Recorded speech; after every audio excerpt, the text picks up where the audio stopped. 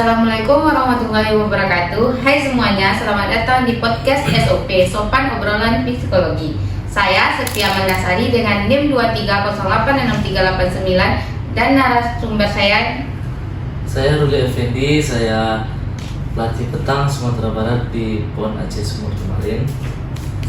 Baik, di sini kami akan membahas tentang bagaimana caranya pelatih menghadapi atletnya untuk mengikuti ajang perlombaan nasional seperti PON Aceh Sumut 2024 kemarin.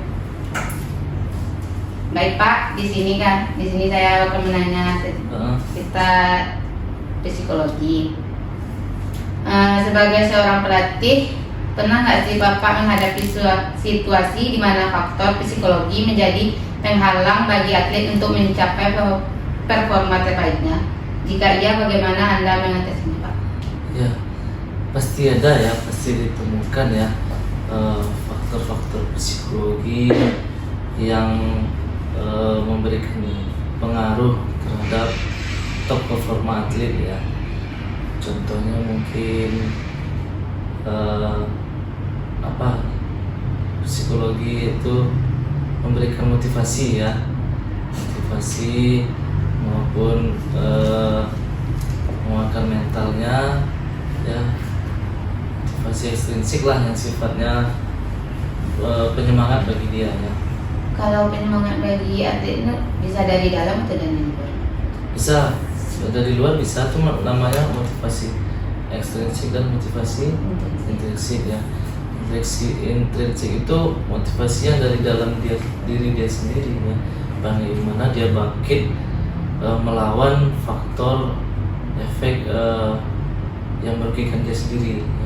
Kalau ekstrinsik mungkin motivasi dari pelatih, orang tua ya, rekan tim, sahabat yang mengembalikan mental dia tadi. Jadi Pak, bagaimana sih cara Bapak kan sebagai pelatih membantu atletnya mengatasi tekanan mental saat mengikuti perlombaan, terutama pada ajang PON Aceh Sumut kemarin, Pak? Tekanan mental ya, terutama tekanan mental pada saat bertanding ya. Iya Pak. Nah, biasanya mental ini terpengaruh oleh misalnya lawan ya, berhadapan dengan siapa. Kedua, dari luar mungkin supporter ya, contoh bertemu dengan Aceh sebagai tuan rumah, petang kan di Aceh, kan supporternya banyak tuh, mungkin itu bisa menyebabkan salah satu yang mempengaruhi mental tadi ya. Nah, caranya itu sebelum bertanding pelatih selalu menguatkan, selalu mengingatkan ya, kalau contohnya ini kita ini semua sama, mereka latihan, kamu juga latihan, porsi mereka latihan segini, kamu bahkan lebih. Nah, jadi kembali menguatkan mentalnya ya, contohnya itu mereka, kalau orang Minang bilang dia makan nasi, kita makan nasi juga. Mereka latihan dari pagi sampai sore, kalian pagi sampai malam. Jadi nggak ada kata-kata takut mental yang kena dengan lawan, dengan supporter. Supporter pun kalau ada, saya pelatih ada. Jadi Pak, bagaimana sih Bapak sebagai seorang pelatih mengatasi perubahan karakter atau kepribadian atlet saat menghadapi tekanan kompetisi yang tinggi? Perbedaan karakter? Iya Pak, kan di setiap pertandingan ini kan PON nasional, pertandingan nasional kan beda dengan Porda daerah apa ya. Gimana sih perubahan karakter kan disponsori dengan banyak orang di lapangan gitu Pak? Oh, ini karakternya karakter apa nih? Ini maksudnya Kan perubahan karakter atau kepribadian atlet saat menghadapi tekanan. Menghadapi tekanan Ya. Tekanan dari Di lapangan mungkin ada ini tempat tekanan dari orang menjatuhkan, itu kan perubahan karakter langsung kan Pak. Jadi kalau ada orang yang menjatuhkan, misalnya menjatuhkan semangatnya apa segala macam ya, itu berdampak sekali ke karakternya, misalnya kurang percaya dirinya ya. Nah mungkin sebagai pelatih sebelumnya kalau di petang itu ya, kalau sudah masuk TC penuh itu semua seperti komunikasi handphone ini dibatasi ya, itu mungkin salah satunya. Kalau saya sudah masuk TC penuh ya, sudah TC diinapkan, itu handphone apa segala macam yang bisa mengubah karakteristik dia itu dibatasi ya. Oke, handphone bisa, mungkin kan bisa juga orang menekankan atau memberi tekanan melalui via chat ya, itu dibatasi. Nah, itu sebelum biasa pelatih sebelum bertanding sudah diantisipasinya, apalagi di saat pertandingan bisa non komunikasi. Mungkin setelah sholat subuh diberikan HP, kasih tahu orang tua, kasih tahu keluarga kita bertanding hari ini. Setelah itu udah kelar. Nah di lapangan teman-teman atlet kita batasi agar tidak banyak aktivitas di luar. Jadi mereka tetap bersama timnya, bersama pelatih. Nah, kalau sudah selesai bertanding, sudah dapat juara, nah mereka bebas silakan. Itu mungkin. Oke, lanjut Bang. Bagaimana sih peran Abang dalam membentuk sikap positif dan ketahanan mental atlet yang Abang latih? Peran Iya. pelatih terhadap Bagaimana sih peran Abang dalam membentuk sikap positif dan ketahanan mental atlet yang Abang latih? sikap positif ya, mempertahankan ya selalu memberikan apa ya, wejangan-wejangan lah yang fungsinya itu atau bertujuan positif kepada dirinya, baik di luar lapangan maupun di lapangan, baik sebelum bertanding maupun saat bertanding ya. Selalu mengingatkan lah, memberi wejangan pada atlet. Bang, lanjut Bang. Menurut Abang sebagai seorang pelatih, seberapa penting peranan penguasaan diri dalam menjaga harmoni dan dinamika positif dalam tim? Bagaimana? Menurut Abang sebagai pelatih kan, seberapa penting peranan penguasaan diri dalam menjaga harmoni dan dinamika positif dalam tim? Penguasaan diri itu memang sangat penting ya, dimana seorang atlet dapat mengontrol emosinya, dapat mengontrol segala yang ada di dalam dirinya yang dapat merugikan dia, terutama apalagi yang sifatnya tim ya. Contoh kami triple woman misalnya, ada nih yang bermasalah dengan dirinya atau apa, itu bakalan berdampak ke semuanya ya, ke semua tim. Jadi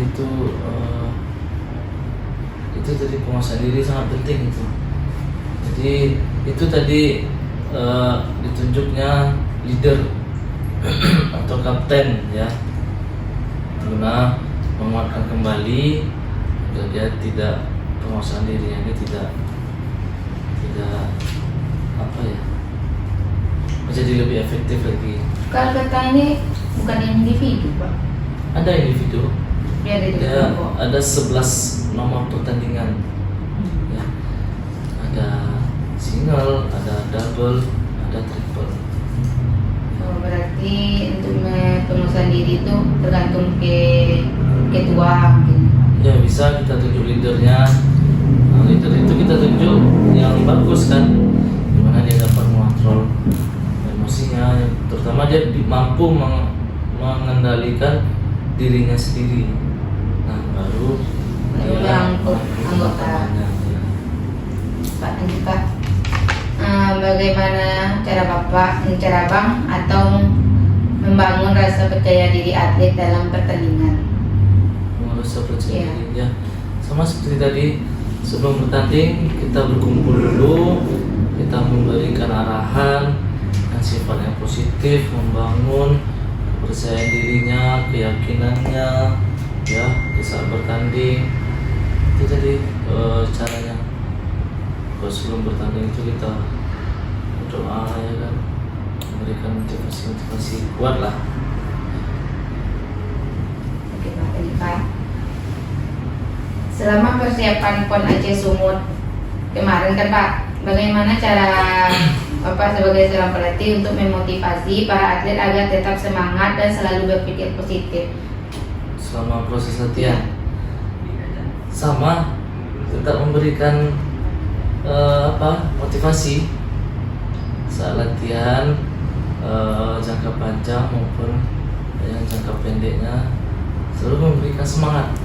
Karena petang ini cukup olahraga yang bosan tuh tadi.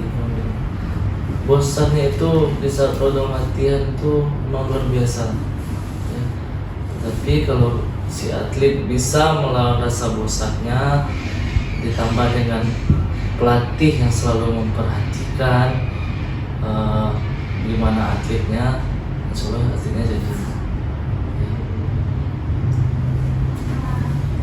Lanjutnya Pak, pada saat atlet mengalami kecemasan, sebagai seorang pelatih, apa teknik relaksasi atau meditasi yang Anda berikan untuk mengurangi rasa kecemasan tersebut? Kecemasan di Iya. saat Pertandingan kan, apa sih program untuk merilekskan atlet tersebut Pak? Kalau di saat pertandingan untuk merelaksasi kecemasan, ya, kemarin itu apa ya, kita sama memberikan wejangan, kecuali kalau saat latihan, ya, atau misalnya kita membawa mereka ke mana ya kan, Rekreasi begitu rekreasi. Pak. Tapi kalau di saat bertanding itu enggak kemana lagi mau kita bawa, ya kan.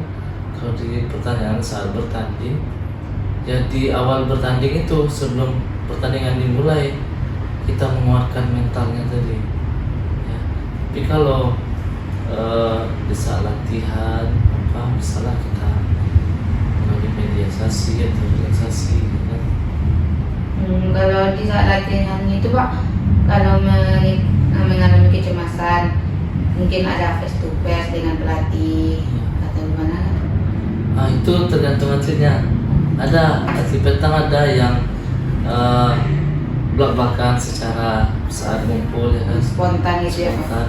Ada yang dia terbukanya secara face to face.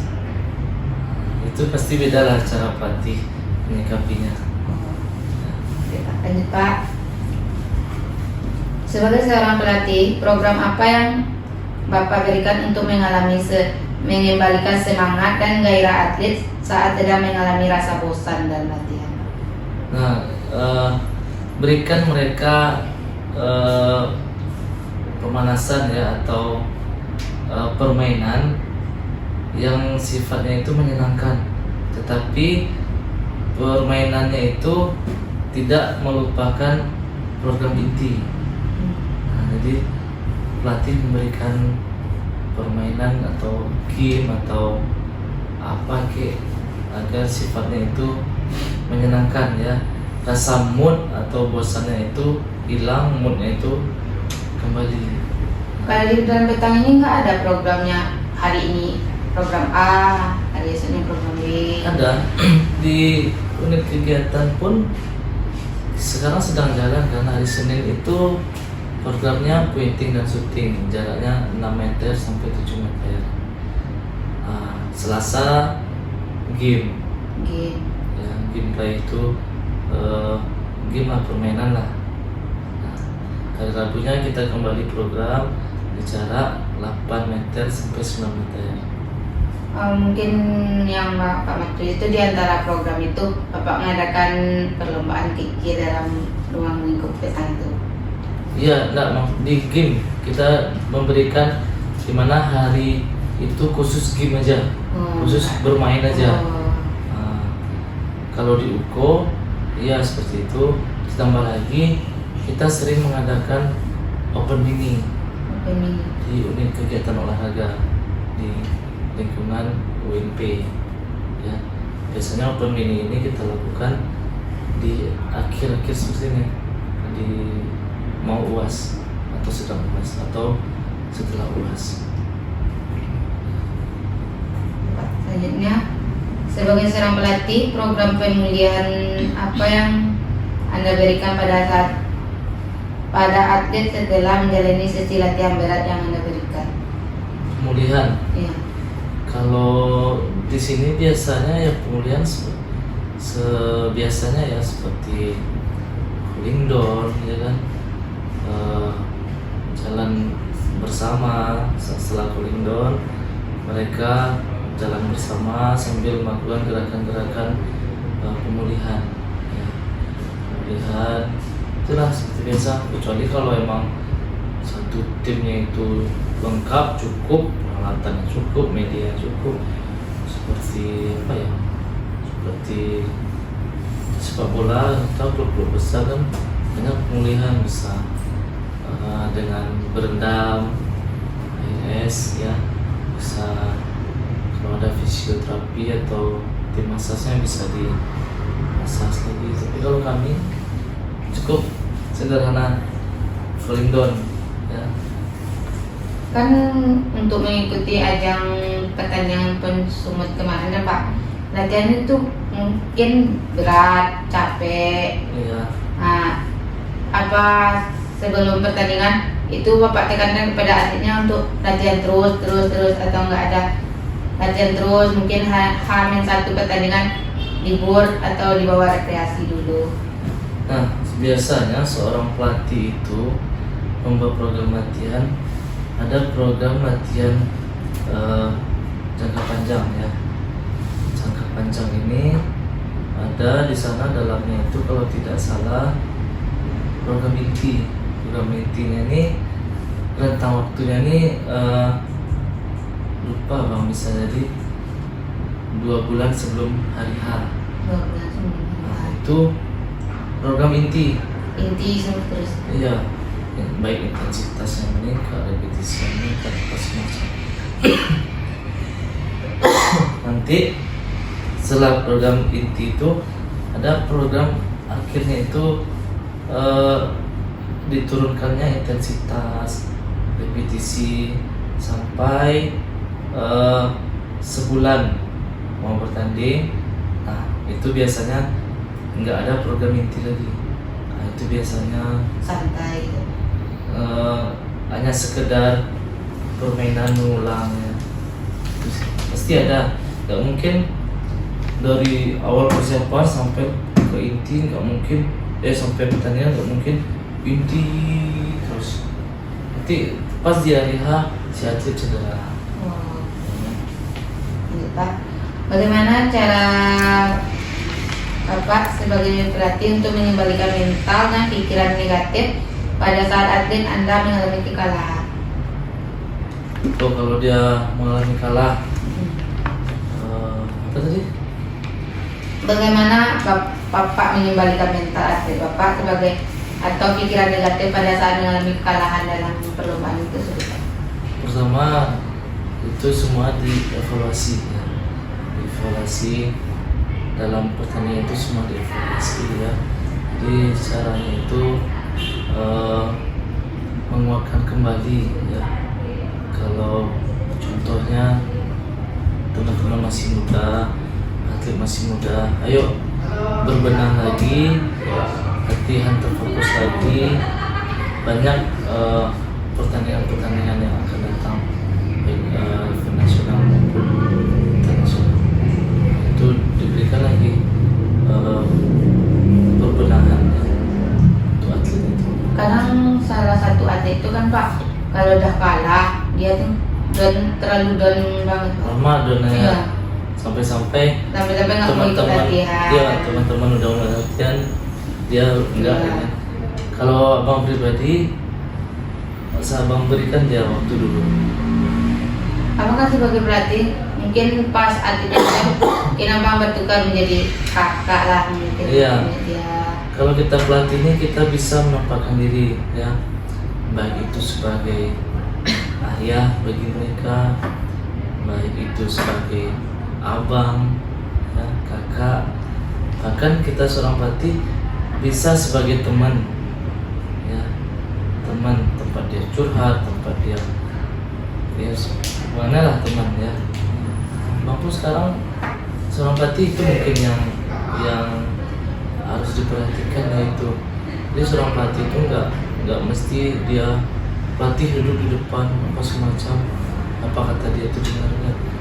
Kok adalah seorang pelatih ini bisa berperan ya sebagai bapak, di mana kuliahnya, mana punya seorang kakak menasihati adiknya, seorang teman. Abang sering ya, insya Allah alhamdulillah itu diterapkan. Adik-adik itu sering, bang yuk bang ya, ngopi ya kan.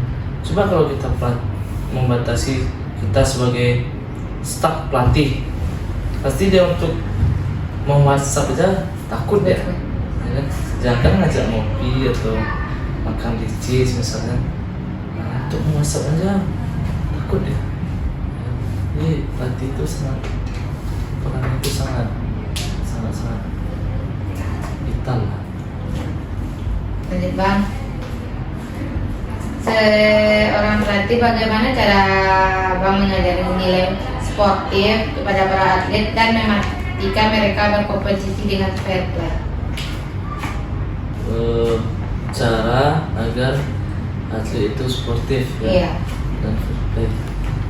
Tetap sebelum bertanding kita memberikan arahan ya, beri arahan dalam pertandingan kita harus sportif dan fair play ya.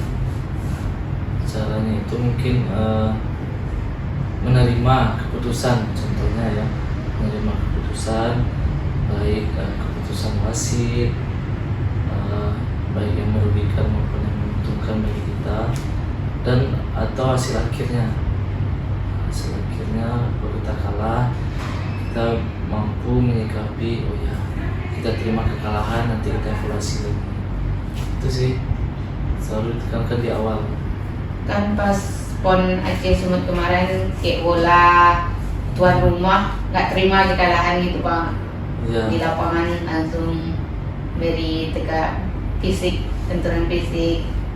ya kalau kemarin tuh yang sangat terkenal kalau di sepak bola tuan rumah melawan Sulawesi ya, Iya. di 8 besar itu ya. Nah, itu tadi mungkin faktor tuan rumah. Makanya mungkin atlet yang lain itu lawannya sudah tidak sudah tidak terkontrol, pelatihnya pun tersulut emosi mungkin ya, terjadilah seperti itu ya. Baik Pak, Itu ya. mungkin itu bincangan singkat tentang ruang lingkup psikologi kami. Sekian, terima kasih. Assalamualaikum warahmatullahi wabarakatuh. Oke teman-teman, terima kasih sudah menonton videonya.